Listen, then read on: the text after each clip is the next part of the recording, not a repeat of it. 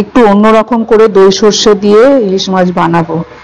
তো এবার আমি কি করে বানিয়েছি সেটা আমি তোমাদের সাথে শেয়ার করছি।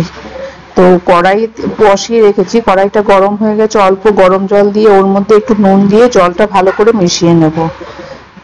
জলটা মিশিয়ে নিয়েছি, জলটা গরম হয়ে গেছে। এবার আমি নুন হলুদ মাখানো ইলিশ মাছগুলো ওর মধ্যে দিয়ে দেব।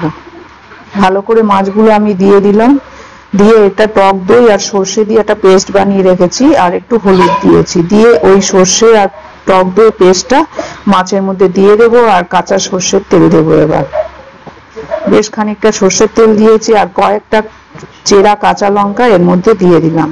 দিয়ে এবার আমি ঢাকা দিয়ে এটা হতে দেবো, আঁচটা একটু সিম আঁচ করে রেখে দেবো। এবার ঢাকনাটা খুলেছি, দেখো এক পাশটা হয়ে এসছে। মাছগুলো আমি একটু উল্টে দেব। সব মাছগুলো আস্তে আস্তে আমি উল্টে দিতে হবে, খুব আস্তে করে উল্টাতে হবে, না হলে এই মাছ ভেঙে যাওয়ার ভয় থাকে।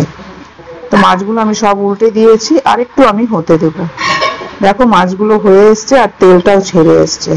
তো ইলিশ মাছ ভাপেটা আমি এইভাবে করেছি। তোমাদের কেমন